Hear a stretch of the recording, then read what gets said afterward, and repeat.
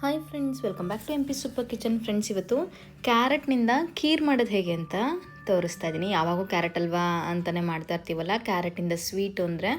So ಇವತ್ತು ಡಿಫ್ರೆಂಟಾಗಿ carrot kheer ಹೇಗೆ ಮಾಡೋದು ಅಂಥೇಳಿ ತೋರಿಸ್ತಾ ಇದ್ದೀನಿ. ಬನ್ನಿ ನೋಡೋಣ. ಮೊದಲಿಗೆ ನಾನಿಲ್ಲಿ 3 ಕಪ್ನಷ್ಟು ಕ್ಯಾರೆಟ್ ತೊಗೊಂಡಿದ್ದೀನಿ. ನಾನಿಲ್ಲಿ ಸಣ್ಣದಾಗಿ ಹೆಚ್ಕೊಂಡಿದ್ದೀನಿ, ಸೊ ದಟ್ ಚೆಂದ ಬೇಯುತ್ತೆ ಅಂತ ಹೇಳಿ. 2ರಿಂದ 3 ವಿಷಲ್ ಮಾಡಿದ್ರೆ ಸಾಕು.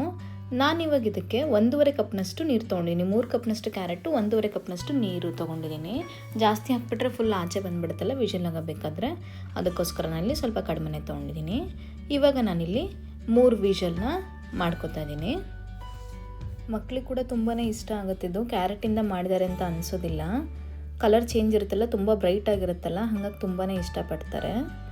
ಇವಾಗ ವಿಷಲ್ ಆಗೋಗಿದೆ. ಈಗ ನೆಕ್ಸ್ಟ್ ಇದನ್ನು ಸ್ವಲ್ಪ ತಣ್ಣಗಾಗಕ್ಕೆ ಬಿಟ್ಬಿಟ್ಟು ಆಮೇಲೆ ನಾನಿಲ್ಲಿ ಮಿಕ್ಸರ್ ಜಾರಿಗೆ ಹಾಕೋತಾ ಇದ್ದೀನಿ. ಕ್ಯಾರೆಟ್ನಲ್ಲಿ ವೈಟಮಿನ್ ಎ ಮತ್ತು ಕೆ ಇರುತ್ತೆ, ಮತ್ತು ಫೈಬರ್ ಜಾಸ್ತಿ ಇರೋದ್ರಿಂದ ಡೈಜೆಷನಿಗೆ ತುಂಬಾ ಹೆಲ್ಪ್ ಆಗುತ್ತೆ. ನಾನಿಲ್ಲಿ 1/4 ಕಪ್ನಷ್ಟು ಗೋಡಂಬಿ ಹಾಕೋತಾ ಇದ್ದೀನಿ. ಜಾಸ್ತಿ ಬೇಕಂದರೆ ಹಾಕೋಬೋದು, 1/4 ಕಪ್ ಸಾಕಾಗುತ್ತೆ. ಇಲ್ಲಿ ನಾನು 3 ಕಪ್ ಹಾಕಿರೋದ್ರಿಂದ ಕ್ಯಾರೆಟು 1.5 ಕಪ್ನಷ್ಟು ನಾನಿಲ್ಲಿ ಸಕ್ಕರೆ ಬಳಸ್ತಾ ಇದ್ದೀನಿ. ಸಕ್ಕರೆ ಬೇಡ ಅನ್ನೋರು ಬೆಲ್ಲ ಬಳಸ್ಕೋಬೋದು. ಬೆಲ್ಲನ ಕರಗಿಸ್ಬಿಟ್ಟು ಸೋಸಿಬಿಟ್ಟು ಹಾಕ್ಕೋಬೇಕಾಗತ್ತೆ. ಇವಾಗ ನಾನಿಲ್ಲಿ ಒಂದು ಸಾರಿ ರುಬ್ಬಾದಮೇಲೆ ಕ್ಯಾರೆಟ್ ಕೂಗಿಸ್ಕೊಂಡಿದ್ವಲ್ಲ ಕುಕ್ಕರಲ್ಲಿ, ಅದು ನೀರಿತ್ತಲ್ಲ, ಆ ನೀರನ್ನ ಬಳಸ್ಕೊಂಡು ಮತ್ತೆ ನಾನಿಲ್ಲಿ ರುಬ್ಕೊತಾ ಇದ್ದೀನಿ.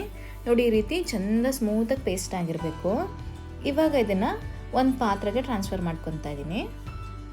ನೆಕ್ಸ್ಟು ಆ ಕುಕ್ಕರ್ ಒಳಗಡೆ ಇನ್ನು ಸ್ವಲ್ಪ ನೀರಿತ್ತಲ್ಲ, ಆ ನೀರನ್ನೇ ಹಾಕ್ಕೊತಾ ಇದ್ದೀನಿ. ಮಿಕ್ಸಿ ಜಾರ್ ಒಳಗೆ ಕೂಡ ಅದೇ ನೀರನ್ನ ಹಾಕ್ಕೊಂಡು ಚೆಂದ ಇವಾಗ ಮಿಕ್ಸ್ ಮಾಡ್ಕೊಬೇಕು. ನನಗೆ ಮೈಲ್ಡ್ ಸ್ವೀಟ್ ಬೇಕು, ನಾನು ಅದಕ್ಕೆ 1.5 ಕಪ್ ಸಕ್ಕರೆ ಮಾತ್ರ ಬಳಸ್ಕೊತಾ ಇದ್ದೀನಿ 3 ಕಪ್ ಕ್ಯಾರೆಟ್ಗೆ. ನಿಮಗೆ ಸಕ್ಕರೆ ಜಾಸ್ತಿ ಬೇಕು ಅನ್ನೋರು 2 ಕಪ್ರಿಂದ 2.5 ಕಪ್ಪು ಬಳಸ್ಕೋಬೋದು. ನಿಮ್ಮ ರುಚಿಗೆ ಅನುಗುಣವಾಗಿ ನೀವು ಸಕ್ಕರೆನ ಅಡ್ಜಸ್ಟ್ ಮಾಡ್ಕೊಳ್ಳಿ. ಇವಾಗ ನಾನಿಲ್ಲಿ ಹಾಲು ಹಾಕೋತಾ ಇದ್ದೀನಿ. 1.5 ಕಪ್ನಷ್ಟು ನಾನು ಹಾಲು ಬಳಸ್ತಾ ಇದ್ದೀನಿ. ನಿಮಗೆ ನೀರು ಹಾಕ್ಕೊಳಕ್ಕೆ ಇಷ್ಟ ಇಲ್ಲ ಅಂದರೆ ಕಂಪ್ಲೀಟ್ ಹಾಲಲ್ಲೇ ಮಾಡ್ಕೋಬೋದು. ನಿಮಗೆ ಯಾವುದು ಅವೈಲೇಬಲ್ ಇರುತ್ತೋ, ಹೇಗೆ ಮಾಡಬೇಕು ಅನಿಸುತ್ತೋ ನೀವು ಅದನ್ನು ಮಾಡ್ಕೋಬೋದು. ಹಾಲು ಹಾಕಿದ್ರೆ ಇನ್ನೂ ರಿಚ್ ಆಗಿರುತ್ತೆ, ಇನ್ನೂ ತುಂಬ ಚೆನ್ನಾಗಿ ಬರುತ್ತೆ, ತುಂಬ ಕ್ರೀಮಿಯಾಗಿ ಇನ್ನೂ ಚೆನ್ನಾಗಿ ಬರುತ್ತೆ. ಸೊ ನನಗೆ ಇಲ್ಲಿ ತುಂಬ ಹಾಲು ಬೇಡ ಅನ್ನಿಸ್ತು, ಹಾಗಾಗಿ ನಾನು ಅರ್ಧ ಹಾಲು ಅರ್ಧ ನೀರು ಹಾಕ್ಕೊಂಡಿದ್ದೀನಿ. ಈ ರೀತಿ ಚೆನ್ನಾಗಿ ಕುದಿ ಬರೋಕ್ಕೆ ಶುರುವಾಗುತ್ತೆ. ಕುದಿ ಬಂದಾಗ 1-2 ಸರಿ ಕುದಿಯೋವರೆಗೂ ನಾವಿಲ್ಲಿ ಕೈ ಆಡ್ತಾ ಇರಬೇಕಾಗತ್ತೆ. ಬೇಗನೆ ಆಗೋಗುತ್ತೆ, ಕ್ವಿಕ್ಕಾಗಿ ಆಗೋಗ್ಬಿಡುತ್ತೆ ಇದು. ಯಾವಾಗಾದರೂ ಮನೆಯಲ್ಲಿ ಕ್ಯಾರೆಟ್ ತುಂಬ ಜಾಸ್ತಿ ಇದ್ದಾಗ ಅಥವಾ ಮಕ್ಕಳಿಗೆ ಏನಾದ್ರು ಸ್ವೀಟ್ ಮಾಡಿಕೊಡ್ಬೇಕು ಅಂತ ಅನ್ನಿಸ್ತಾ ಇದ್ದಾಗ ನಾವು ಮಾಡ್ಕೋಬೋದು.